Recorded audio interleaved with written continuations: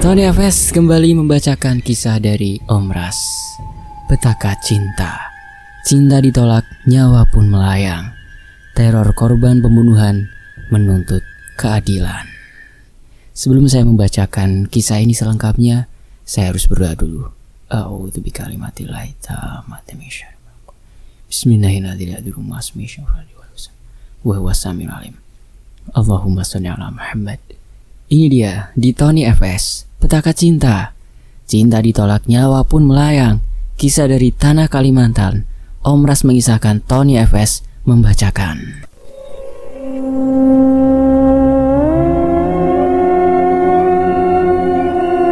Paman, beli pentol sama tahunya 5.000, kata seorang anak kecil berusia 9 tahunan pada Jamie, teman satu sekolahku dulu, yang sekarang berprofesi sebagai penjual pentol keliling. Gimana, Jam? Tanyaku setelah anak kecil tadi pergi. Jamie duduk sambil menghela nafas panjang. Matanya menerawang jauh ke depan. Aku belum tahu, Man. Belum punya ongkos untuk pergi. Kau kan tahu sendiri seperti apa keadaanku sekarang. Sehari belum tentu aku dapat 20.000. Apalagi pentol yang kubawa ini cuma 200 biji. Dan tidak tentu hari ini bisa habis terjual. Ya, di zaman tersebut pentol harga 3 biji 1.000. Kalau sekarang sudah rata-rata sebiji 1.000. Ya, seperti itu, kata Jamie. Lalu kapan? Kalau kau terus menudanya, kapan kau akan keluar dari keadaanmu sekarang ini, Jam? Beranilah dalam mengambil langkah. Masa depanmu ada di tanganmu. Kalau bukan kau, siapa lagi yang akan merubah masa depanmu? Ayolah, kita mulai perjuangan ini sama-sama. Ujarku saat itu terus membujuk Jamie agar mau ikut bersamaku merantau. Jamie menunduk. Helaan napasnya terdengar. Beri aku waktu seminggu lagi, Man. Aku janji akan segera mendapatkan uang untuk ongkosku pergi, ucap Jamie akhirnya, yang membuatku tersenyum. Begini saja, Jam. Aku kan punya tabungan yang lumayan. Kau bisa berutang dulu padaku dan bayar nanti jika kau sudah mendapatkan uang. Jamie menatap ke arah Iman. Matanya sedikit berkaca-kaca. Tak usah menangis, Jam.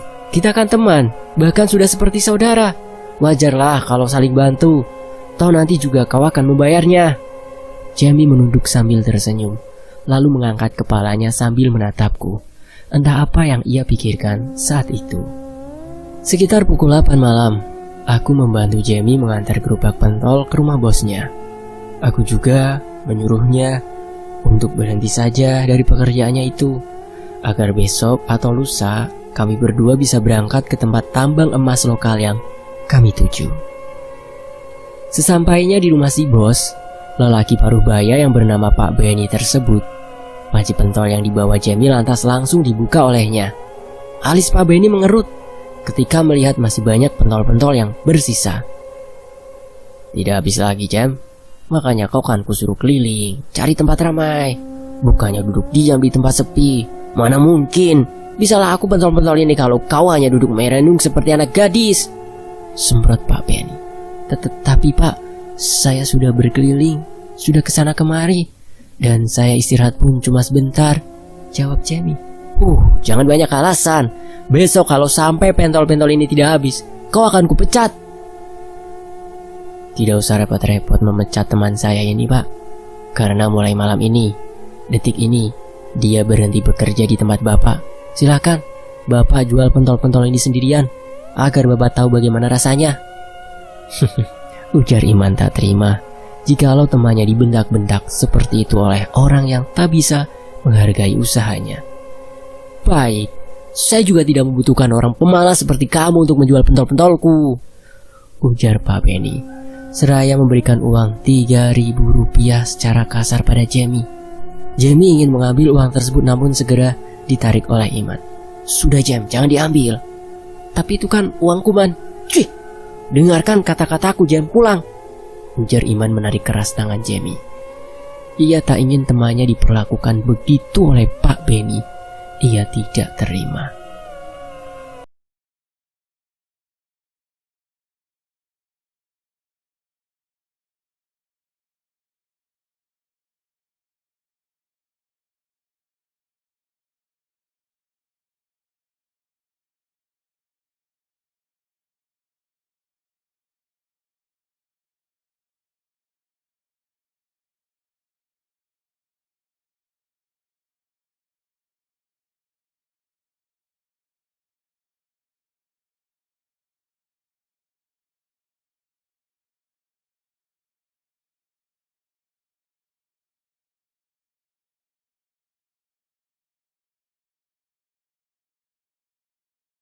gumam Iman.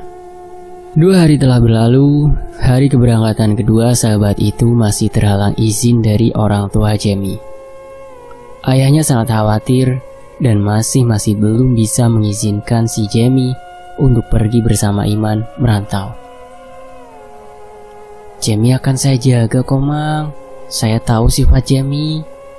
Makanya saya berani mengajak dia. Karena saya tahu Jamie itu orangnya seperti apa. Berat, Man. Rasanya Amang ini berat sekali mengizinkan si Jamie pergi. Kau kan tahu, dia ini tidak pernah berpisah lama dengan Amang. Amang takut jika nanti terjadi hal-hal yang tidak diinginkan padanya. Amang tenang saja. Jamie kan sudah dewasa. Sudah tahu mana yang baik dan yang buruk. Lagi pula, dia ini orangnya pemaaf dan penyabar. Jadi, Jamie tidak akan kenapa-kenapa di perantauan. Ayahnya Jamie menghela nafas panjang. Kau yakin akan merantau? Kau tahu kan resiko di perantauan seperti apa? Cobalah pikirkan sekali lagi. Aku tidak mau terjadi apa-apa terhadapmu. Aku yakin, Bah. Aku ingin merubah kehidupan kita agar menjadi lebih baik. Aku tidak ingin melihatmu terus-terusan berladang di hari-hari tuamu. Aku ingin membahagiakan Abah. Sangat ingin, Bah, ucap Jamie. Tatapan lelaki parubaya tersebut nampak sedih. Baiklah, Jam. Aku mengizinkanmu pergi, tapi dengan satu hal. Kau harus ingat semua nasihatku. Dan tetaplah membawa ayam bini haja, ayam bini kada pangalahian. Yang artinya seperti ini, teman-teman. Seperti ayam betina, tidak suka berkelahi atau tidak suka membuat masalah. Jamie dan Iman tersenyum. Baik, Bah, aku berjanji, ucap Jamie. Jamie pasti akan jadi orang sukses, Mang. Dia pasti akan membahagiakan Amang, setelah Iman. Amin ya Allah. Singkat cerita, Iman tersenyum menatap kapal-kapal yang merapat di pelabuhan. Akhirnya semua perjuangan akan dimulai di titik ini. Mereka berdua berjalan ke arah kapal bersama dengan penumpang lainnya. Karcis ranjang, Pak, ujar seorang anak buah kapal. Iya, di mana yang kosong ya? Ini, Pak, nomor 6, berdua kan? 2.000 ya, Pak? Iman mengangguk seraya mengeluarkan uang logam dari kantongnya dan membayarkan pada anak buah kapal tersebut. Dan cerita perjalanan panjang pun dimulai. Jamie yang memang mudah akrab dengan orang, terlihat sedang mengobrol dengan seorang pasutri parubaya. Iman yang melihat sahabatnya itu cuma bisa tersenyum. Lalu kemudian ia melanjutkan rebahan santainya. Hari-hari telah berlalu. Singkatnya, kapal yang dinaiki Jamie dan Iman itu pun sudah bersiap-siap untuk merapat di pelabuhan. Saat akan keluar dari kapal, Jamie masih sempatnya membantu pasutri tua untuk membawakan barang-barang mereka keluar dan membantu seorang ibu-ibu yang kesusahan membawa anak-anaknya. Iman melihat semuanya sambil geleng-geleng kepala. Gak capek kamu, Jam? Masih bisa bantu-bantu orang? Tegur Iman. Enggak lah, ya karena itu kewajiban kita sebagai manusia, jawab Jamie seraya menyapu keringat di dahinya. Terserah deh, yuk kita makan dulu, baru lanjut lagi naik kapal itu tuh, ajak Iman. Jamie mengambil tasnya yang terbuat dari anyaman rotan, lalu menenteng tas tersebut mengikuti Iman. Mereka menaiki tangga pelabuhan. Di atas sana nampak beberapa buah warung yang menjual beberapa macam makanan dan juga nasi. Nasi putihnya 2 porsi sama telur dan sayur paku, ini ya, ujar Iman memesan makanan. Tambah ayam gorengnya 2 potong ya, Bu, ujar Jamie. Iman ternganga mendengar tambahan pesanan milik Jamie. Aku punya uang kok, tadi dikasih sama suami ibu-ibu yang di sana tadi. Nih, potong Jamie cepat sembari memperlihatkan uangnya pada Iman. Iman mengerjap-ngerjapkan matanya dan mencoba tersenyum. Selesai makan, mereka kembali melanjutkan perjalanan dengan menaiki sebuah kapal yang ukurannya lebih kecil dari yang pertama mereka naiki. Singkat ceritanya, hari itu mereka sudah siap untuk naik ke gunung yang merupakan satu-satunya jalan menuju tambang emas lokal yang berada sangat jauh dan butuh 3-4 hari 4 malam jalan kaki untuk tiba di sana. Kau tak bilang, Man, sejauh itu kita akan berjalan. Mana persediaan makanan cuma segini? Ujar Jamie. Ah, kau ini, Jem, kan ini hutan. Dan di hutan tentu banyak segala jenis binatang. Nah, untuk bertahan hidup, kita berdua bisa memakan apapun yang ada dan disediakan oleh alam. Gampang kan? Jamie melongo mendengar perkataan Iman. Ah, kau memang nekat, Man. Sialnya aku malah setuju untuk ikut. Hahaha. Tawa Iman pecah, lalu berjalan bersama dengan orang-orang lainnya, dan mereka terus berjalan. Sampai tak terasa sudah 2 hari mereka berada di tengah jalanan setapak yang membentang di hutan tersebut. Rombongan yang awalnya 12 orang, kini hanya bersisa 8 orang saja, termasuk mereka berdua, karena sebagian di antaranya masih beristirahat di belakang. Kita istirahat dulu ya, Jem. Perutku rasanya sudah lapar. Sudah saatnya kita makan, ujar Iman. Jamie duduk di bawah pohon sambil memejamkan matanya, sementara Iman mengeluarkan peralatannya yang akan ia gunakan untuk menjerat hewan seperti burung atau apapun yang bisa mereka makan. Jam, woi, astaga bangun, panggil Iman pada Jamie yang ternyata malah tertidur. Jamie mengerjap-ngerjapkan matanya. Rasa lelah, ngantuk, lapar membuatnya tertidur. Bantu aku memasang jebakan ini di sana, Jam. Kulihat tadi di sana banyak burung karuang, punai, dan paragam. Kau bawa alat-alat begini, Man? Iyalah, kan aku sudah tahu kalau uang yang kubawa tidak akan cukup. Makanya aku bawa alat seperti ini, jawab Iman. Setelah memasang perangkap burung, keduanya mulai beristirahat. Sore harinya, mereka terbangun karena rintik-rintik hujan mulai turun dari langit. Mereka bergegas mencari dedaunan untuk menutupi kayu-kayu kering yang sudah mereka kumpulkan untuk membakar burung yang kemungkinan berhasil masuk perangkap. Hujan mulai lebat. Keduanya duduk di bawah pohon dengan baju yang sudah basah kuyup. Mereka menggigil. Bahkan wajah Iman sudah mulai pucat karena tidak terbiasa dengan cuaca buruk di pegunungan. Setelah hujan reda, mereka melepaskan semua pakaian basah yang terkena hujan dan menggantinya dengan pakaian kering yang beruntungnya berhasil terlindungi dari air hujan. Beberapa ekor lintah terlihat menempel di bagian kaki Jamie dan Iman, membuat kedua pemuda tersebut risih. Menjelang malam mereka memeriksa perangkap burung yang tadi dipasang, dan ternyata ada beberapa ekor burung di setiap perangkap. Senyuman Jamie dan Iman terlihat. Syukurlah kita bisa makan malam ini, Man, ucap Jamie. Setelah menyembelih dan membersihkan burung itu, Iman menghidupkan api dengan korek yang ada di tasnya. Karena di sekitar mereka masih basah, api sedikit sulit untuk hidup.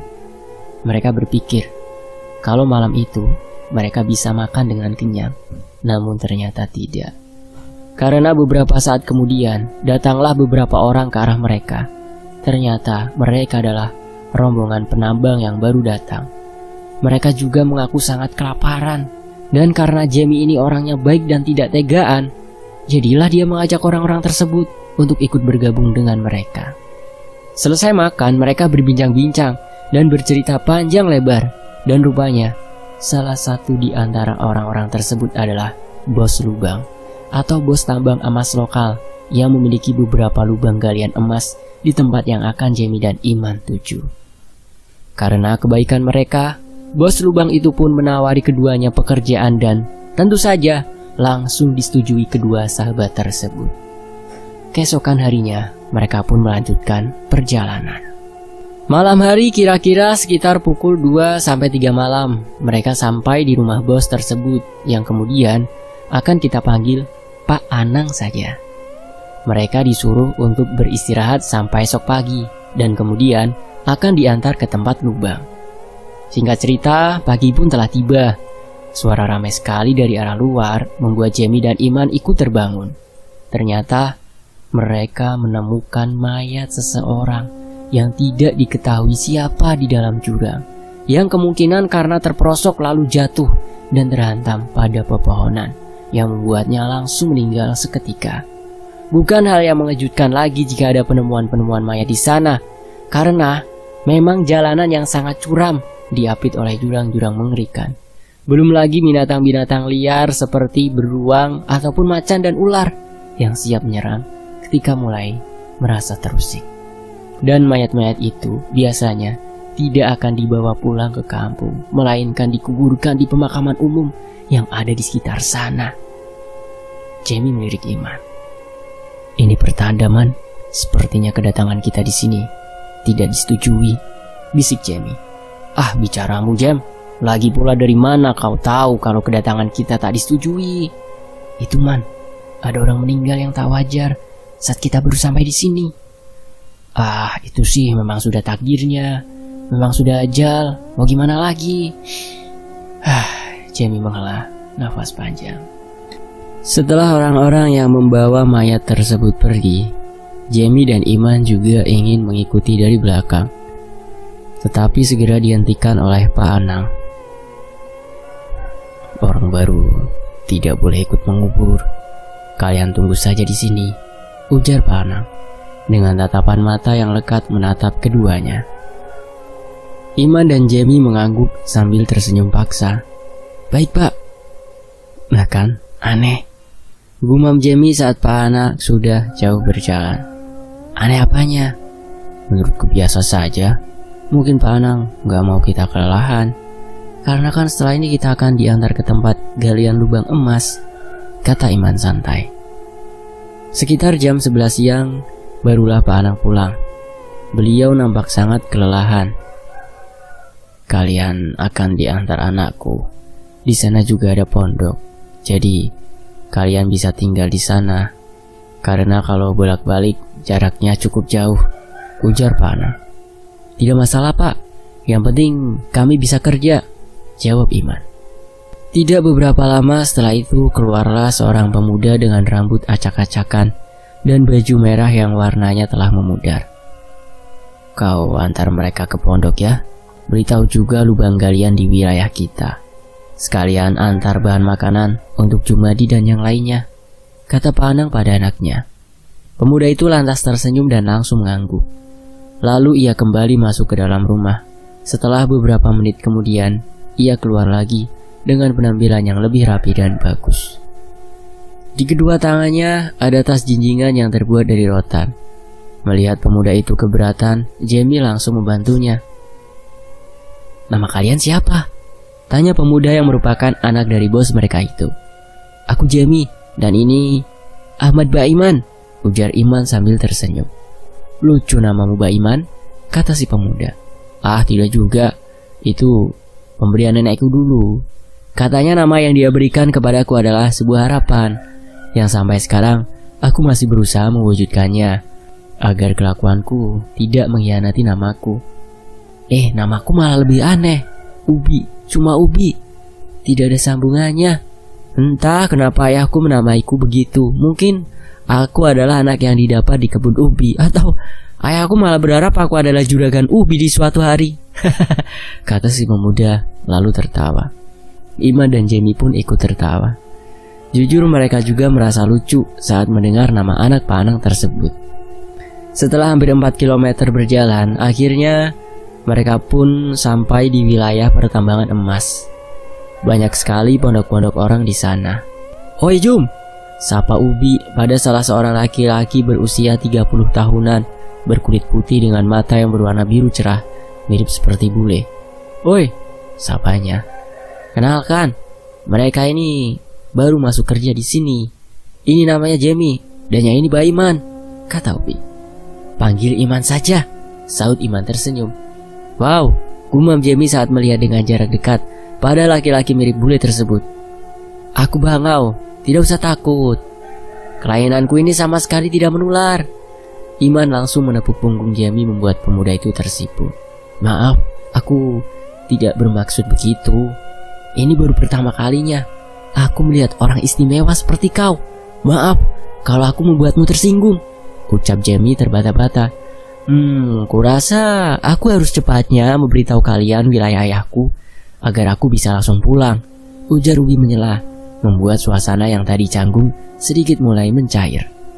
Setelah Ubi meletakkan bahan makanan yang ia bawa, Ubi langsung mengajak Jamie dan Iman untuk segera mengikutinya. Laki-laki yang tadi itu namanya Jumadi. Dia sudah lama kerja di sini, bisa dibilang senior. Tapi orangnya ya begitu, udah tersinggung. Tapi aslinya baik kok. Dan satu lagi, dia juga memiliki gangguan penglihatan. Jadi kalau dia menyuruh kalian, turuti saja. Apakah Jumadi buta? Kalau buta sih enggak, dia cuma ada gangguan penglihatan sedikit. Apalagi kalau di bawah terik matahari. Iman membulatkan mulutnya membentuk huruf O sambil mengangguk. Pembicaraan ketiganya terhenti ketika seorang gadis menghampiri mereka. "Teman baru, Bi?" tanya gadis cantik tersebut dengan senyum yang sangat manis menghiasi mulut mungilnya. "Iya, El," jawab Ubi sedikit salah tingkah. Iman dan Jamie memperkenalkan nama mereka masing-masing pada gadis itu. "Bi, yang tadi itu pacarmu ya?" tanya Iman. "Calon itu," bisik Ubi. Hari-hari telah berlalu. Tak terasa, sudah hampir 2 minggu mereka bekerja di sana. Iman dan Jamie juga sudah sangat akrab dengan orang-orang di sekitarnya. Pernah beberapa kali Jamie dan Iman diajak berburu pilanduk di hutan. Dan setelahnya mereka akan berpesta makan-makan hasil buruan. Dan semenjak ada Jamie dan juga Iman ini, Ubi sering sekali ikut tidur di pondok mereka. Mereka bertiga sudah seperti saudara. Sampai di suatu hari, Jamie jatuh sakit. Kalau menurut Jumadi, Jamie terkena wisa. Wisa bagi mereka yang berada di sana sangat ditakuti. Karena tidak hanya sekedar membuat sakit, tapi bahkan bisa berdampak kematian. Tubuh Jamie sudah mulai menguning. Bagian matanya pun mulai berwarna kuning. Saat itu Ubi, Iman dan kawan-kawan sangat khawatir dengan keadaan Jamie. Tapi mereka tak tahu apa yang harus dilakukan. Malam itu, Jumadi baru pulang setelah berjam-jam pergi. Ia membawa daun pisang yang kemudian akan digunakan untuk alas tidur Jamie. Karena biasanya memang begitu. Bila seseorang terkena wisa dan sudah masak, akan dibaringkan di atas daun pisang. Coba cari pambijit. Jadi pambijit itu ya teman-teman ya, sejenis hewan berkaki penghisap darah. Ya nggak tahu bahasa Indonesianya apa, tapi biasanya hewan itu bersembunyi di lipatan-lipatan kasur ataupun kelambu. Kalau kena gigitnya, badan jadi merah-merah dan gatal. Kalau menurut Mang Imul, pambijit itu harus ditelan agar wisa pada si Jamie ini hilang. "Ih, apa nggak ada obat lain?" ujar Iman menyela. "Iya Cici, benar-benar Cici. Karena memang hewan itu selain penghisap darah, juga memiliki bau yang sangat tidak enak. Kalau mau sembuh ya coba, kalau nggak mau berobat ya jangan sakit," kata Jumadi. "Memang ya sakit itu pilihan Jamie apa? Yang namanya sakit gak bisa ditentukan," balas Iman. Sudah, kalian ini kenapa sih ya? Apapun itu lakukan saja. Yang penting Jamie bisa sembuh," ujar Ubi sembari berdiri. Iman menunduk. Namun hatinya masih tidak setuju kalau sahabatnya harus dikasih makan pambijit. Ubi dibantu Ellie mencari pambijit di lipatan-lipatan kasur tipis yang sebelumnya digunakan oleh Jamie untuk tidur. Setelah beberapa saat, Ellie dan Ubi mendapat cukup banyak binatang penghisap darah tersebut. Ada sekitar 10 ekor lebih yang besar-besar. Saat Ubi akan membawanya kepada Jumadi, tangannya dicekat oleh Iman. "Kau yakin, Bi? Tega ngasih beginian ke Jamie? Jamie itu teman kita." "Astaga man, apa salahnya dicoba? Lagi pula ini bukan naga, bukan binatang berbahaya." Iman menghela nafas panjang. Ia melepaskan tangan Ubi, lalu duduk bersandar pada dinding pondok. Dalam hatinya, Iman terus bergumam, "Awas saja nanti kalau tidak ada hasil. Kalau sampai Jamie makin parah setelah dikasih binatang sialan itu." 3 hari kemudian, keadaan Jamie benar-benar semakin membaik. Warna tubuhnya juga sudah mulai normal. Namun, ia masih tidak dibolehkan masuk ke pondok dan harus menunggu benar-benar sembuh baru bisa masuk ke dalam. Iman dan Ubi juga Ellie yang sering tidur di luar sambil menjaga Jamie. Meski Ellie tidak bekerja pada ayahnya Ubi, namun karena mereka sudah sangat akrab, makanya Ellie sering sekali berada di sekitaran wilayah milik ayah Ubi. Dan Ubi tentu saja senang, karena ia sudah cukup lama naksir pada gadis itu. Setelah Jamie sudah benar-benar sembuh dan bisa kembali bekerja seperti biasa, Iman mengatakan kalau dirinya akan pulang sebentar untuk memberikan uang pada orang tuanya. Kau mau ikut sekalian gak, Jam? Uangku yang aku kumpulkan masih sedikit. Sepertinya aku belum bisa pulang. Tapi kalau kau pulang, aku mau menitipkan kiriman untuk ayahku. Malas aku kalau sendirian, Jam. Belum lagi di jalan nanti aku berjalan sendirian, malam-malam lagi. Kalau aku diculik hantu beranak, kau mau tanggung jawab? Bukannya mau pulang itu kemauanmu. Kenapa jadi menyalahkan aku? Dasar kutu. Pulang saja ya, Jam. Biar rame-rame jalannya. Kau takut? Tidak, siapa bilang aku takut? Jamie menggelengkan kepalanya, lalu memasang baju tilasan untuk segera memulai pekerjaan. Ia berjalan keluar pondok dan meninggalkan Iman, diikuti oleh Jumadi yang baru saja selesai sarapan.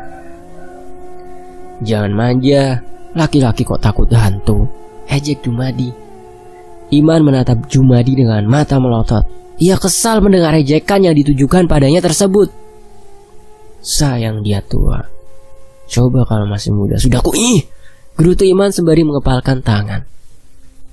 Iman keluar pondok untuk bekerja hari itu. Namun saat baru sampai di depan galian, ia terdiam melihat Ellie dan Jamie sedang mengobrol. Kerja, Jam, ujar Iman sembari menarik tangan sahabatnya tersebut. Jam, ini makanannya gimana? Kata Ellie. Tahu nih Iman, main tarik-tarik aja. Seenggaknya hargainlah Ellie sudah membuatkan makanan untuk kita. Daripada mubazir, kau juga kan tahu gimana sulitnya orang-orang membawa bahan makanan ke sini. Iman menghela napas panjang kembali, lalu mengikuti Jamie yang kembali duduk untuk menyantap makanan yang dibawa oleh Ellie. Jum, sini makan dulu, panggil Iman. Gak sudah kenyang. Sebentar lagi Ubi datang. Yuk kerja dulu, jawab Jumadi. Iman menghentak-hentakan kakinya ke tanah beberapa kali. Ia takut jika nanti akan terjadi kesalahpahaman antara kedua sahabatnya. Sebisa mungkin Iman membuat jarak antara Jamie dan Ellie yang terlihat sudah mulai menaruh hati pada Jamie. Kau suka dengan si Ellie itu, Jam? Tanya Iman. Loh, bukannya Ellie calonnya Ubi? Kalau masalah suka ya memang aku suka, tapi hanya sebatas teman, tidak lebih.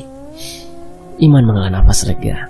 Syukurlah, kalau begitu berarti tak ada yang perlu aku khawatirkan.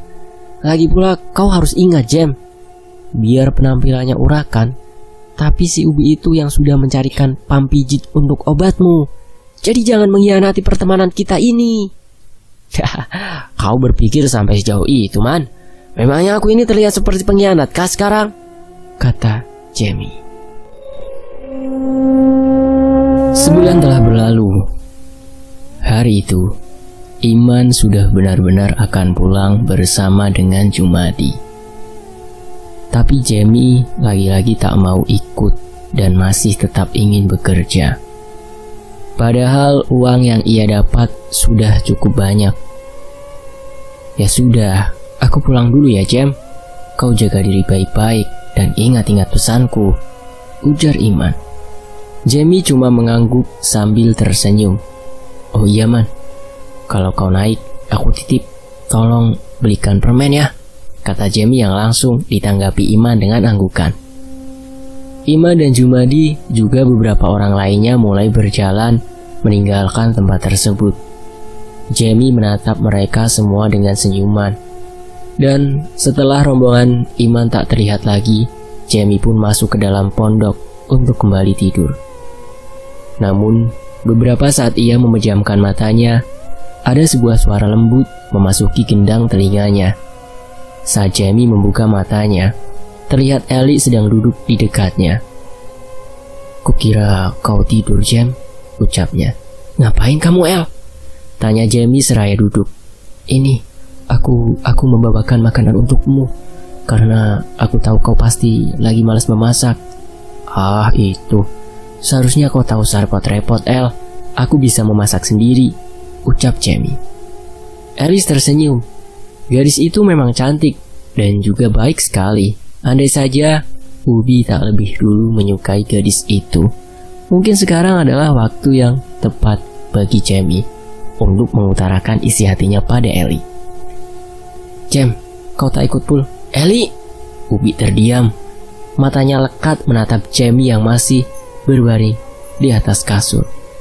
Tanpa berkata apa-apa lagi, Ubi langsung keluar dari pondok. Jamie langsung beranjak dari duduknya dan langsung berlari mengejar Ubi. Ia tahu kesalahpahaman telah terjadi di antara mereka. Ubi, Bi, panggil Jamie. Tidak kusangka kau orangnya begitu, Jam. Kukira kau sahabat, tapi ternyata kau adalah musuh. Bi, antara aku dan Ellie tak ada hubungan apa-apa. Dia hanya mengantarkan makanan untukku. Apa? Tak ada hubungan, Jam. Kalian berduaan di dalam pondok tertutup dan kau masih berada di atas kasur. Apa itu yang disebut tak ada hubungan?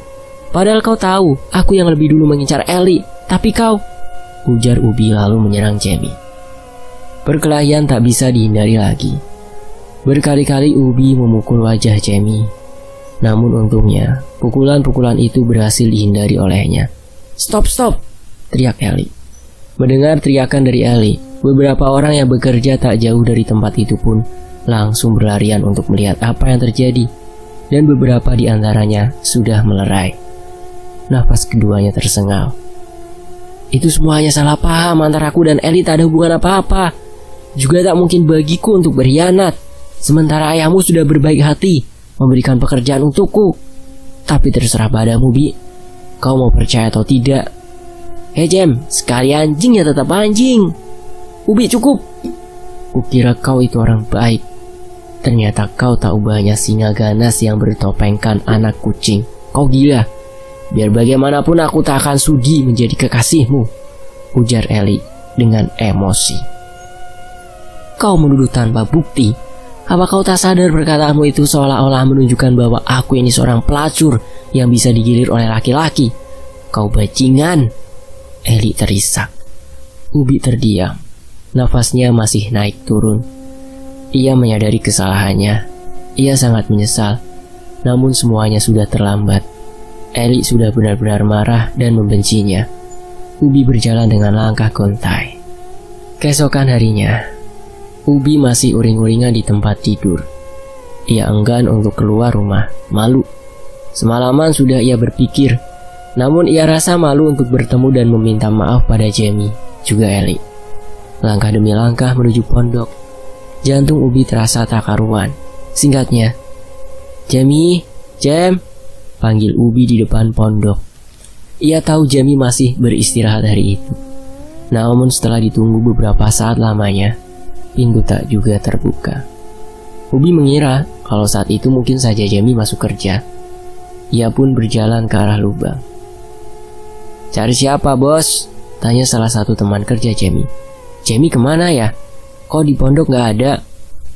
Sudah sejak tadi malam dia tidak ada, Bi. Loh, apa kalian tidak tahu kemana dia pergi? Tidak tahu, Bi. Ubi menatap sekeliling. Jantungnya semakin berdetak cepat. Apa jangan-jangan Jamie pulang? Tidak, aku harus pastikan lebih dulu. Ubi membatin. Lalu ia pun bergegas ke pondok. Ia membuka paksa pintu pondok dan menemukan pakaian serta barang-barang milik Jamie masih ada di dalam sana. Ubi mengerutkan alis sembari memijit dahinya. Kemana dia? Gumamnya lalu berjalan keluar. Ubi terus mencari keberadaan Jamie hingga larut malam. Ia juga bertanya, namun orang-orang tak ada yang tahu kemana Jamie pergi. Malam itu, Ubi menunggu di luar pondok. Beberapa orang sudah mulai terlelap karena lelah seharian bekerja. Beberapa kali Ubi mencuci mukanya agar kantuknya hilang. Namun, malam semakin dingin, membuat matanya semakin mengantuk. Saat matanya mulai terpejam, antara bangun dan tidur, ia dengar suara rintihan Jamie yang memanggilnya lamat-lamat. Tapi karena matanya yang sangat berat, Ubi merasa sangat susah untuk membuka matanya. Keesokan harinya, saat Ubi masih tertidur, terdengar ramai sekali teman-temannya berdiri di depan lubang galian. "Bi, Ubi!" "Hah?" Ubi merespon panggilan teman-temannya yang masih dalam keadaan mata terpejam. "Ada darah di sekitar galian, Bi. Tadi malam kau tak berbuat apa-apa kan?" Mendengar hal itu, Ubi langsung terbangun. Ia mengucek-ngucek matanya dan beranjak. Memang benar adanya. Di sekitar lubang galian yang tak jauh dari pondok, ada darah yang mulai mengering. "Darah siapa ini?" tanya Ubi menatap orang-orang di sana satu persatu. "Tidak tahu. Apa jangan-jangan ini darahnya hantu beranak? Ah, tidak mungkin. Kalaupun iya, pasti ada salah satu di antara kita yang kehilangan biji." Mereka berpendapat sesuai dengan apa yang mereka pikirkan. Tapi Ubi tak setuju dengan pendapat-pendapat itu. Ia ragu darah yang berceceran tersebut adalah ulah dari hantu beranak. Karena tadi malam, keadaan benar-benar tenang.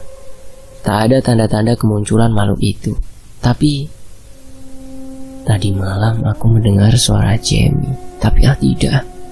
Mana mungkin Jamie? Itu paling hanya halusinasiku saja, batin Ubi. Ia ragu, apakah yang ia dengar di antara bangun dan tidurnya tadi malam memang suara Jamie, atau hanya khayalannya saja yang sudah terlalu memikirkan Jamie? Mungkin kalian benar. Bisa saja itulah hantu beranak. Untunglah kita tidak kenapa-kenapa. Tutupi saja darahnya dengan pasir, ujar Ubi akhirnya. Hari itu, Ubi masih mencari Jamie. Namun kali ini ia memberanikan diri ke pondok Eli. Ia lihat gadis itu dengan mata yang sembab, telah bersiap-siap akan turun atau pulang. "El, aku minta maaf masalah kemarin. Aku benar-benar khilaf dan sekarang aku menyesal," ucap Ubi. Eli masih sibuk merapikan barang-barangnya. Ia sama sekali tak menggubris keberadaan Ubi di sana. "El, aku benar-benar minta maaf." "El, apa kau tahu di mana Jamie?" Eli terdiam. Ia menatap Ubi dengan tatapan tajam yang sulit diartikan. "Kau bertanya tentang Jamie padaku?" ujar Eli balik bertanya. Ubi terdiam. Ia tak tahu harus berkata apa. Nampaknya Eli benar-benar marah padanya. "Pergi," usir Eli pada Ubi. Mau tak mau, pemuda itu pun terpaksa pergi. 5 hari sudah Jamie tak pernah muncul. Eli sudah pulang, sedangkan Ubi, ia masih berada di area pertambangan emas milik ayahnya dan masih mencari keberadaan Jamie yang sampai detik itu belum juga kembali.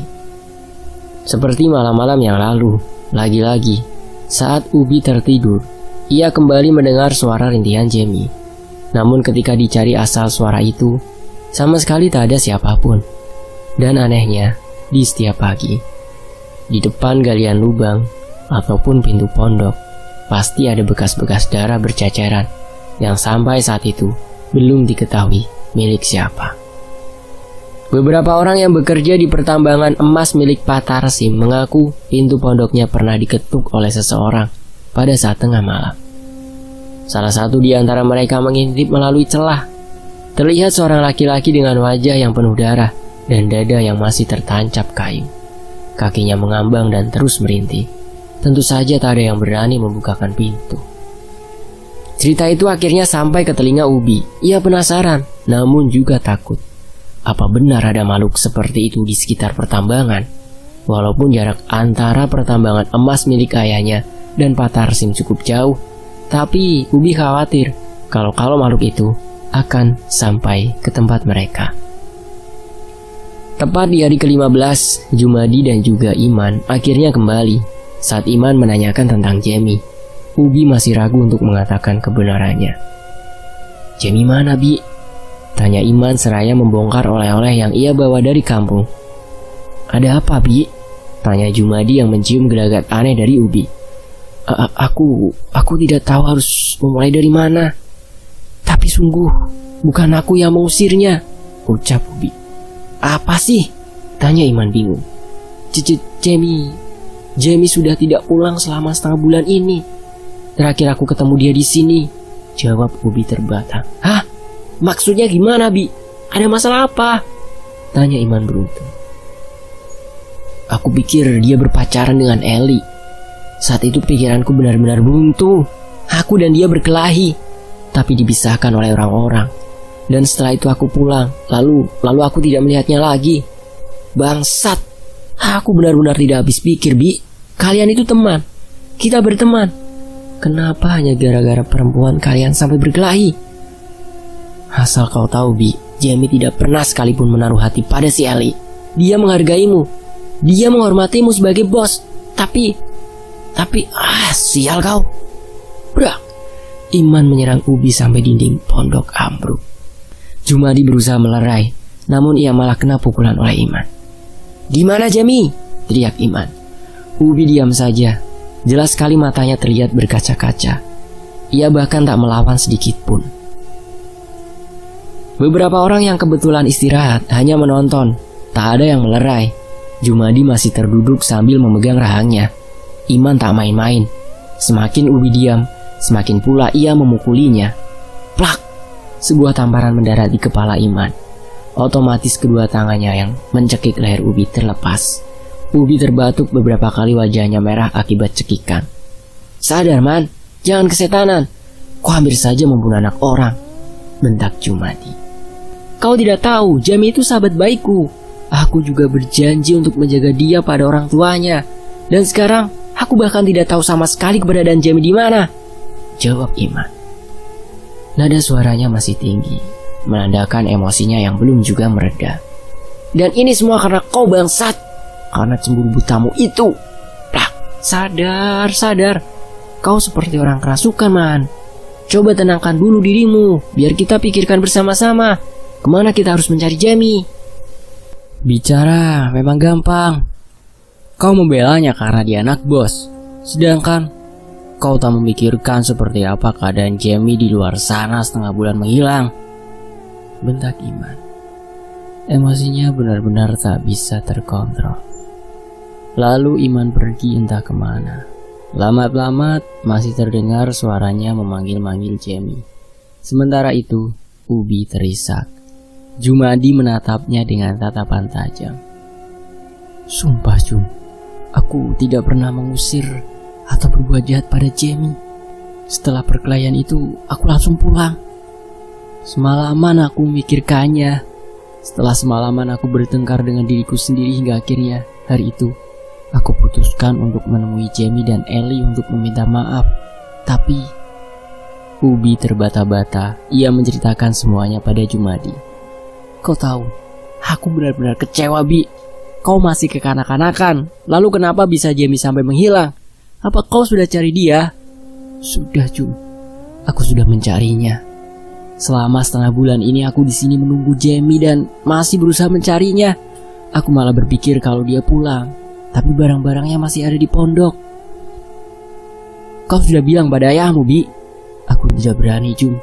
Ayahku tidak tahu sama sekali hal ini." "Kau merahasiakannya?" "Kalau sampai ayahmu tahu lebih dulu dari mulut orang, habis kau, Bi." Iman masih terus berjalan sampai di pinggir sebuah sungai. "Jamie!" teriak Iman. Ia mengindahkan sebuah larangan yang tak boleh memanggil nama seseorang di hutan, sungai, maupun gunung. "Kenapa kau tak menungguku, Jam? Kita bisa pulang bersama-sama kalau kau memang ada masalah di sini. Tak perlu kau pergi seorang diri begini." Dari seberang sungai terlihat seseorang berjalan ke arah hutan. Meski hanya melihat bagian punggungnya, Iman merasa kalau orang itu tak asing di matanya. "Jamie!" Kemudian Iman berjalan cepat ke arah sungai. Ia berjalan menyeberangi sungai yang cukup deras dan berbatu licin tersebut. "Jam, kaukah itu, Jam?" ujar Iman. Namun suaranya pasti tak terdengar sampai ke atas karena derasnya air saat itu. Beberapa kali Iman tergelincir karena menginjak batu-batu sungai yang licin dan berlumut. Hingga kemudian ia tiba di seberang sungai. Ia terus berjalan ke arah yang tadi dilewati oleh Jamie. Namun beberapa langkah ia menjerit karena terinjak kayu runcing yang tertancap di tanah. Sial. Darah merembes dari luka di kakinya. "Jamie," gumamnya sembari duduk.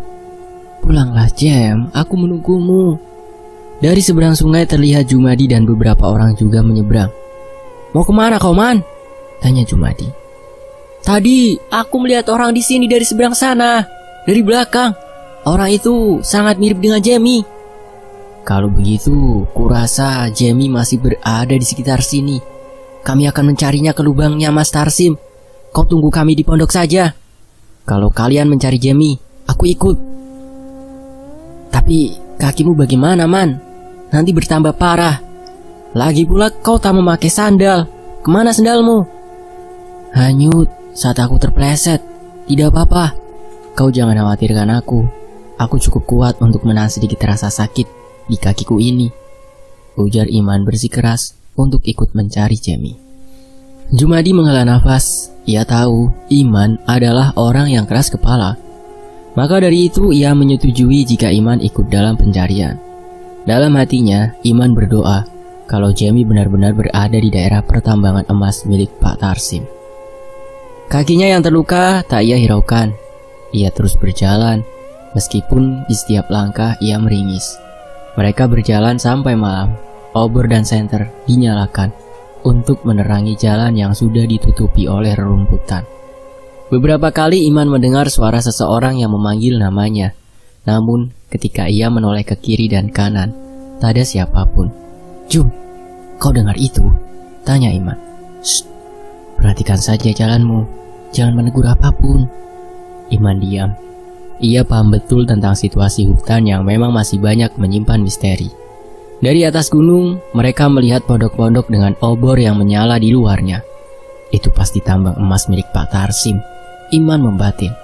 Mereka berjalan menuruni lereng. Beberapa orang bersenjata bersiap siaga ketika melihat obor-obor milik Jumadi dan kawan-kawan yang mendekat. Tenang, kami sesama penambang emas, teriak Jumadi. Obor-obor yang sebelumnya dijunjung lebih tinggi dari kepala kini diturunkan, agar wajah mereka semua terlihat jelas oleh anak buahnya Pak Tarsim. Orang-orang itu kembali memasukkan parang ke dalam kumpangnya ketika melihat siapa yang datang. Dahulu di sana rawan sekali dengan perampok yang akan menjarah habis emas-emas hasil tambang. Ada apa gerangan kalian datang malam-malam kemari? Tanya salah seorang yang bertubuh tinggi dengan kumis tebal, bagai ulat bulu yang bertengger di atas bibirnya. Maaf sebelumnya, sudah membuat kalian merasa tidak nyaman. Kami kemari hanya ingin mencari seseorang. Teman kami yang bernama Jamie sudah setengah bulan menghilang, kata Jumadi. Lelaki berkumis tebal itu menyipitkan matanya. Tidak ada seorang pun bernama Jamie di sini. Kami bahkan kehilangan beberapa rekan yang pulang setelah sebelumnya di sini ramai menyebar desas-desus hantu ketuk. Apa kalian tidak pernah mendengar cerita itu? Jumadi menggeleng. Tolong, kalau misalkan Jamie ada di sini, tolong beritahu aku. Aku yakin kalau Jamie ada di antara kalian. Kami di sini benar-benar tidak tahu. Mendengar namanya saja baru sekarang. Lagi pula, untuk apa kami menyembunyikan temanmu di sini? Iman meringis. Baiklah, kalau begitu. Tapi sekiranya nanti kalau kalian mendengar kabar tentang orang yang bernama Jamie, tolong segera kabari kami. Dia perantau sama seperti kita. Kami takut terjadi apa-apa padanya, ucap Jumadi. Laki-laki berkumis itu mengangguk, lalu Jumadi berpamitan dengan mereka. Iman tak bergeming dari tempatnya berdiri. Ia enggan untuk pulang, karena perasaannya mengatakan kalau Jamie ada di sekitar tempat itu. Man, pulang, ujar Jumadi. Aku tidak akan pulang sebelum kutemukan Jamie, jawabnya bersikeras. Kita pulang sekarang, dan kita tunggu kabarnya. Lagi pula kau sudah dengar sendiri bukan, kalau Jamie tidak berada di sini. Aku tetap tidak mau pulang. Kau tidak tahu bagaimana cemasnya aku saat tahu kalau Jamie tidak berada di pondok. Kalau sampai Jamie kenapa-kenapa, apa yang akan aku katakan pada orang tuanya? Aku tahu posisimu, Man. Tapi sekarang lihatlah keadaanmu. Kau terluka dan sudah menggigil seperti ini. Kalau lukamu tidak lekas diobati, nanti akan membusuk. Tolong, Man, jangan keras kepala. Iman menghela napas panjang. Kalian pulang saja. Aku akan menunggu di sini sampai besok. Aku sudah tidak sanggup untuk berjalan, ucap Iman pelan. Mendengar perkataan Iman, akhirnya Jumadi membiarkan Iman untuk tetap tinggal di sana. Malam itu Iman tidur di bangku bambu yang ada di depan pondok milik si lelaki berkumis tadi. Iman juga diberikan makanan dan obat herbal untuk lukanya. Beberapa orang yang berjaga membuat api unggun di sekitar lubang. Mereka nampaknya tidak terlalu mempercayai Iman. Mungkin saat itu mereka mengira Iman adalah mata-mata perampok. Saat Iman terlelap, ia bermimpi bertemu dengan Jamie. Dalam mimpinya, Jamie terlihat kurus dan pucat. Ia hanya diam sambil menatap Iman. Dan saat Iman akan menyentuh Jamie, tiba-tiba tubuh Jamie berubah menjadi gumpalan asap tipis dan segera menghilang. Iman terbangun dari tidurnya. Ya Tuhan, lindungilah Jamie dimanapun dia berada. Tuntunlah dia agar bisa cepat bertemu dengan hamba. Doa Iman. Ia tak tahu apa arti mimpinya tadi. Mungkin hanya sekedar mimpi biasa, atau bahkan mungkin adalah pertanda. Entahlah. Keesokan harinya, suasana pertambangan emas ramai dengan orang-orang yang lalu lalang mulai bekerja. Iman menatap ke kejauhan, berharap ia menemukan Jamie di antara orang-orang tersebut. Namun harapan tinggallah harapan. Hari itu Jumadi dan Ubi berjalan melewati jalan pintas ke tambang emas milik Pak Tarsim. Jalanan yang berbatu ditutupi oleh hamparan dedaunan kering. Akar pohon terlihat menyembul keluar dari tanah. Dan tiba-tiba, wah, Ubi yang berjalan di belakang berteriak. Ia tersandung akar pohon dan hampir saja jatuh ke dalam jurang. Untung Jumadi dengan cepat menarik tangannya. Ubi menarik nafas lega, namun sendal jepit satu-satunya yang ia miliki saat itu jatuh ke dalam jurang. Sendalku sangkut di situ, Jum, ujar Ubi menunjuk ke bawah. Ah, tidak apa-apa, cuma sandal bekas. Kau bilang sandal bekas? Iya, kalau aku bawa sandal lain tidak apa-apa. Ini masalahnya aku cuma bawa satu. Bagaimana aku akan berjalan sampai ke lubang Pak Tarsim kalau alas kakiku tidak ada? Manja. Iman saja sanggup berjalan tanpa sandal. Bahkan tadi malam kakinya terluka cukup parah. Batu kerikil, tanah pasti sudah masuk ke dalam lukanya. Itu kan dia, Jum, bukan aku, ujarnya sembari mengambil ranting yang terdapat cikang di ujungnya. Lalu tengkurap di bibir jurang dan berusaha meraih sandalnya dengan ranting bercabang tadi. Jum, Jum, panggil Ubi tiba-tiba. Apa? Coba lihat, itu. Ada sobekan kain nyangkut di kayu. Tunjuk Ubi. Mana? Itu. Mana, tidak ada apa-apa. Astaga, dasar buta. Itu loh, Jum, itu. Oh iya. Mungkin punya orang-orangnya Pak Tarsim. Masa sih? Tapi aku kok seperti pernah lihat itu kainnya, Jum. Ubi berusaha mengingat-ingat di mana ia pernah melihat kain tersebut. Mirip bajunya Jamie, ujar keduanya bersamaan. Ya Tuhan, apa jangan-jangan? Tidak, semoga saja tidak, botol Ubi. Meski awalnya takut, mereka berdua akhirnya mencari cara untuk turun ke bawah. Mereka berpegangan pada akar-akar pohon yang menjuntai. Mereka benar-benar harus ekstra hati-hati dalam menuruni tebing jurang tersebut. Hingga hampir 20 menit lebih kira-kira, mereka berhasil sampai di dasar jurang. Beruntung keduanya hanya mengalami luka-luka ringan akibat salah berpegangan pada tumbuhan berduri. Bau busuk yang sudah samar-samar tercium. Keduanya saling menatap satu sama lain. Mereka mengedarkan pandangan ke semua penjuru. Sampai akhirnya Jumadi menunjuk ke sebuah pohon yang berada sedikit di atas mereka. Terlihat ada mayat seseorang yang nyangkut di pohon bercabang tersebut. Dan saat angin berhembus, bau busuk masuk ke dalam rongga pernafasan keduanya, membuat mereka seketika mual dan muntah. Apalagi saat Ubi melihat ke bawah, terlihat sebuah kepala yang sudah hampir kehilangan kulit dan daging, tapi masih ada sedikit rambut di sekitarnya. Sambil menutup mulut dengan bajunya, Jumadi berusaha membalikan kepala yang terputus itu tersebut dengan kayu. Dan saat kepala tersebut berhasil dibalik, nampak dengan jelas wajah yang tak asing. Meski kepala tersebut jauh dari kata utuh, membuat keduanya menjadi terdiam. Bibir Ubi bergetar, tak menyangka dengan apa yang ia lihat. Apa itu Jamie? Tanya Ubi terbata, seolah tak mempercayai penglihatannya. Kita harus mengabari orang-orang, ayo, ujar Jumadi. Jangan, aku tidak mau orang-orang tahu keadaan Jamie. Mereka pasti akan menyalahkan aku, Jum. Ini bukan salahku. Aku tidak tahu kenapa Jamie sampai jadi seperti ini.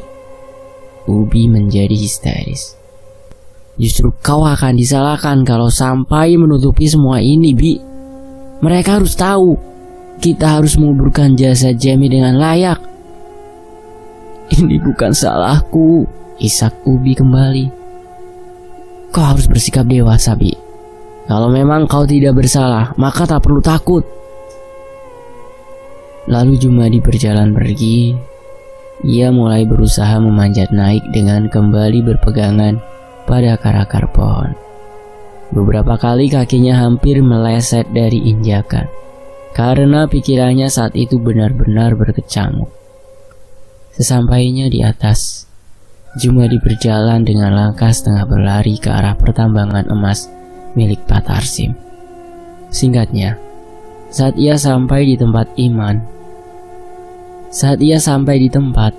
Iman sedang mengobrol dengan lelaki berkumis tebal itu. Jumadi tak bisa lagi membendung air matanya. Kenapa? Tanya Iman. Bahu Jumadi berguncang. Bibirnya gemetar tak bisa berkata-kata. Rasanya berat sekali menyampaikan kabar buruk tersebut pada Iman yang masih sangat berharap kalau Jamie masih hidup dan sehat. Kenapa? Bagai orang linglung, Jumadi menunjuk ke arah di mana ia baru saja muncul. Kau jangan membuatku khawatir, bangsat. Katakan ada apa? Bentak Iman. Jamie. Iman lantas beranjak dari duduknya. Suara nafasnya bergemuruh. Dia pulang. Di mana dia? Tanya Iman. Tanpa menjawab sederet pertanyaan dari Iman, Jumadi langsung berbalik dan berjalan meninggalkan Iman. Iman dan beberapa orang yang berada di sekitaran pondok lantas mengikuti langkah Jumadi yang membawa mereka ke tepi jurang yang curam. Jamie ada di sana, ucap Jumadi. Iman menatap Jumadi dengan tatapan tajam. Kau jangan mempercandakan temanku. Aku bisa saja membunuhmu dengan tanganku kalau kau masih mempermainkan temanku, ujar Iman dengan emosi yang meluap. Makanya turun, dia ada di bawah. Mendengar perkataan Jumadi, hampir saja Iman memukulnya, namun langsung ditahan oleh orang-orang yang tadi mengikuti. Akhirnya, Jumadi berusaha untuk menuruni jurang itu lagi, diikuti oleh Iman dan si lelaki berkumis tebal. Saat Jumadi menunjukkan kepala yang tadi mereka temukan, Iman langsung terduduk di dekatnya. Ia syok, sampai-sampai tak ada sedikit pun air mata yang keluar. Tubuhnya lemas ketika. Jamie, tidak. Itu pasti bukan Jamie. Itu bukan Jamie, gumam Iman. Ya Tuhan, tubuhnya masih tersangkut di sana, ujar si lelaki berkumis tebal. Iman tak bisa berbuat apa-apa. Ia bingung, sedih, syok, campur aduk jadi satu. Iman benar-benar kehilangan pikiran jernihnya saat itu. Ia kemudian duduk di dekat kepala Jamie dalam waktu yang sangat lama. Sampai-sampai ia tak tahu jika orang-orang sudah mulai memenuhi tepi jurang untuk melihat bagaimana orang-orang akan membawa tubuh mayat Jamie yang sudah tak utuh lagi. Sudah, Man. Semuanya sudah terjadi. Ikhlaskan dia. Ikhlas? Kau tak tahu apa yang kurasakan saat ini. Kau hanya bisa berkata ucapan itu gampang, tapi kau tak tahu bagaimana rasanya aku menjalaninya. Dan proses pengangkatan jenazah Jamie dari dalam jurang memakan waktu yang sangat lama. Apalagi mereka melakukan semua itu dengan peralatan yang seadanya. Jenazah dimasukkan ke dalam kain yang dibuat seperti kantong dan ditarik ke atas oleh orang-orang. Beberapa kali tali tersangkut oleh akar-akar pepohonan dan membuatnya hampir putus. Namun untungnya, proses itu berhasil mereka lakukan. Saat sampai di area pondok milik ayahnya Ubi, Iman berteriak-teriak histeris memanggil Ubi. Dan saat ia melihatnya, Iman menghajar pemuda tersebut sampai berdarah-darah. "Kenapa kau lakukan ini pada Jem ya?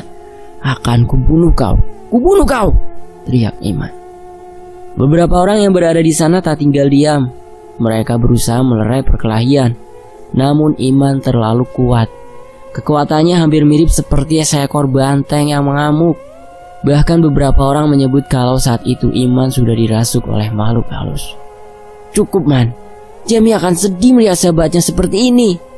Aku yakin bukan Ubi pelakunya. Bisa saja Jamie terpleset saat sedang berjalan, atau mungkin dia terjatuh saat diserang oleh beruang." "Beruang? Apapun itu, siapapun itu, aku tidak peduli. Yang pasti aku akan membunuh makhluk yang sudah membuat Jamie mati. Sekarang kita perlakukan jasad Jamie selayaknya. Kita akan memakamkannya malam ini juga." Iman dibawa Samsu ke dalam pondok. Ia ditenangkan dan tidak diizinkan melihat proses pemandian jenazah ataupun penguburan sahabatnya. Mereka takut kalau Iman akan kembali mengamuk. Seminggu telah berlalu, Iman menolak berinteraksi dengan orang-orang. Ia kerap kali terlihat duduk di pinggir sungai sambil melamun.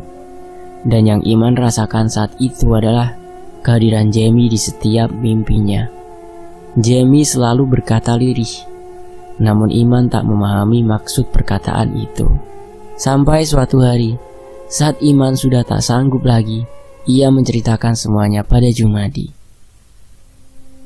"Mungkinkah arwah Jamie ingin memberitahu kau pelakunya?"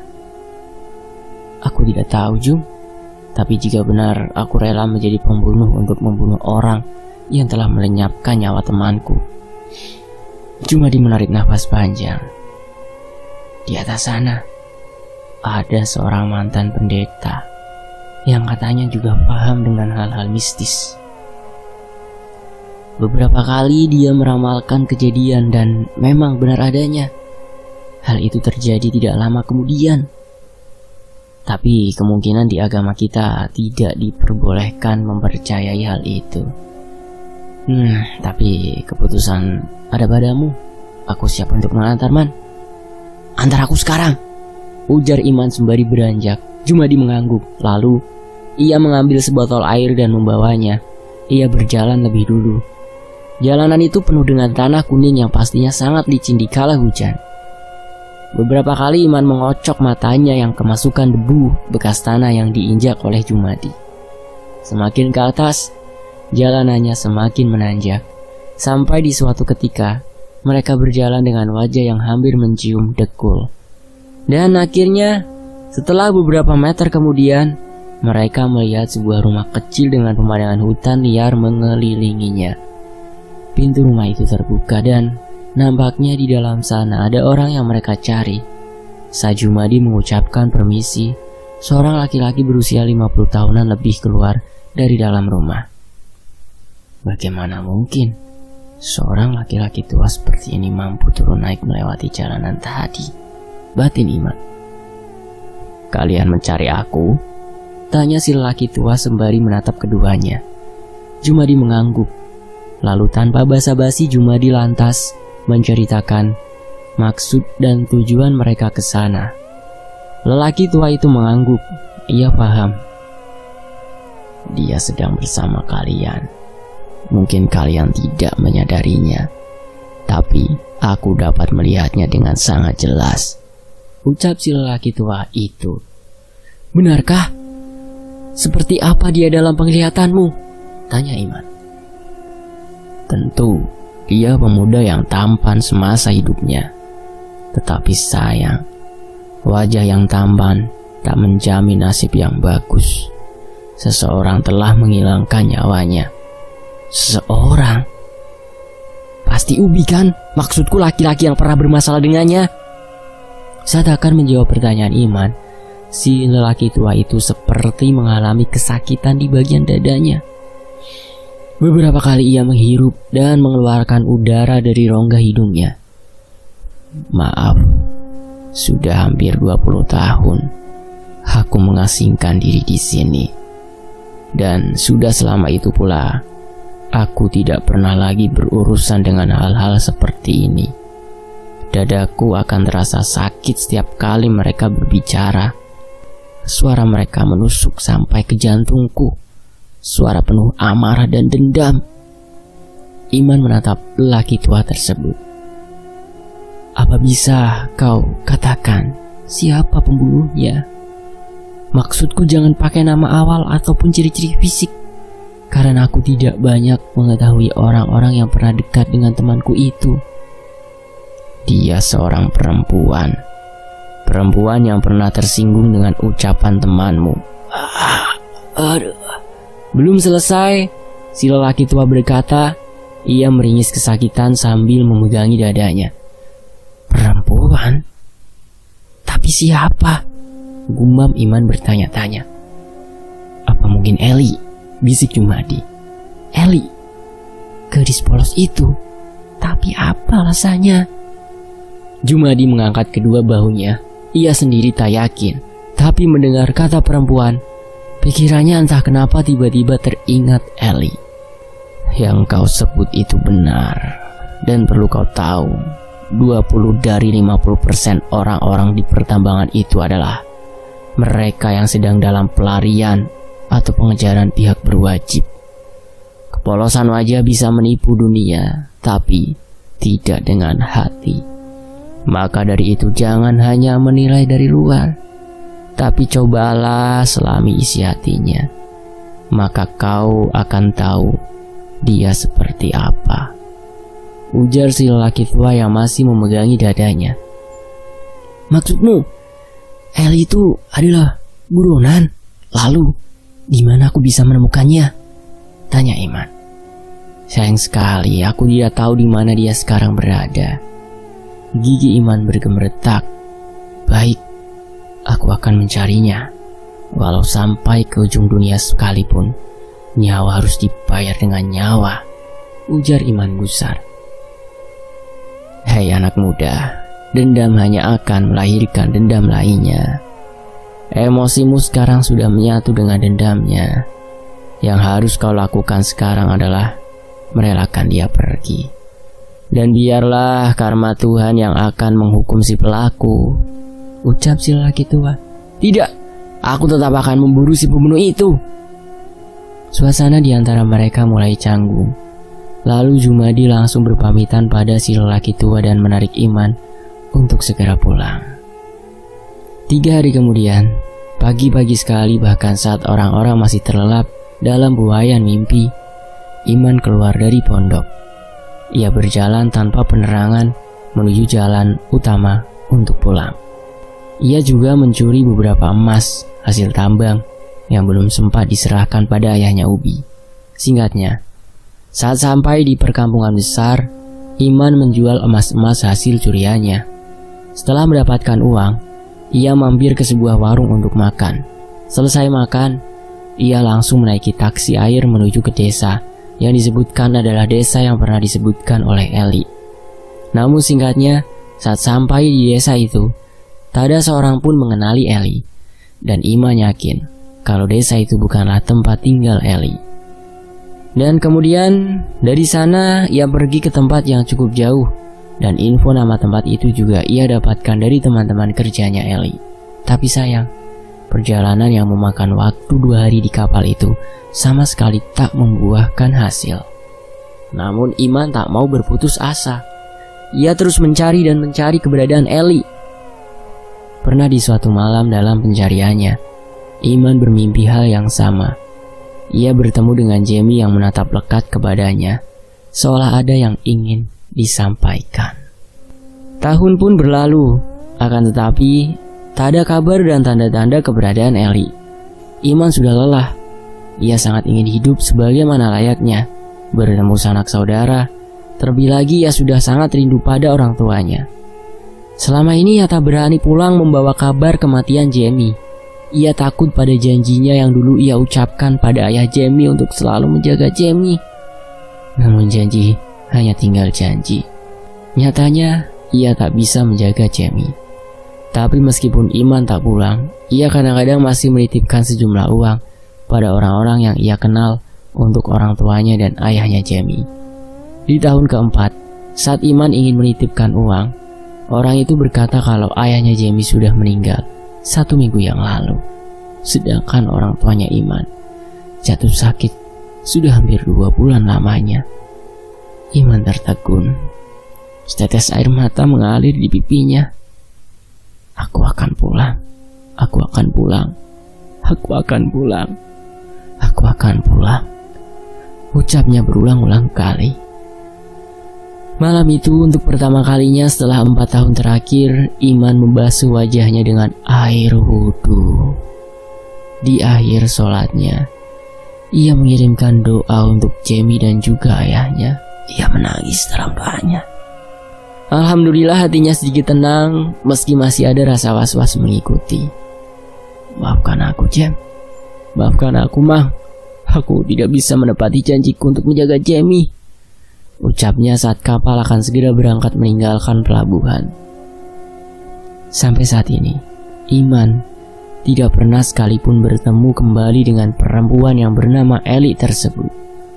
Satu yang Iman ingat, seorang teman pernah mengatakan kalau sebelum Jamie menghilang, ia pernah melihat Jamie dan Eli sedang bertengkar di pinggir sungai. Beberapa kata yang mereka dengar adalah Jamie mengatakan, "Sampai kapanpun, aku tidak akan pernah mengkhianati temanku. Sebaiknya kau jauhi kami bila kau hanya ingin menghancurkan pertemanan kami." Tapi entah benar atau tidaknya, tapi intinya Jamie menolak keberadaan Eli di antara mereka setelah Jamie dan Ubi terlibat perkelahian. Benarkah namanya Eli? Bagaimana kalau itu hanya nama samaran saja? Mengingat kata lelaki tua itu, ada kemungkinan jika nama-nama yang mereka gunakan hanyalah penyamaran saja. Orang manakah dia? Mengapa sampai sekarang aku tak pernah bertemu kembali? Mungkinkah dia sudah mati? Entahlah. Semuanya terasa begitu misteri di dunia yang fana ini. Selesai. Mari kita doakan untuk tokoh-tokoh yang ada di dalam kisah ini yang telah meninggal dunia. Al-Fatihah. A'udzubillahi minasyaitonir. Iyyaka na'budu wa iyyaka nasta'in. Ihdinas siratal mustaqim. Shiratal ladzina an'amta 'alaihim ghairil maghdubi 'alaihim. Amin. Demikianlah sebuah kisah dari tanah Kalimantan. Om Ras mengisahkan, Tony FS membacakan Petaka Cinta, Penambang Emas Kalimantan. Saya pamit. Wassalamualaikum warahmatullahi wabarakatuh. Sampai jumpa di kisah lainnya hanya di Tony FS.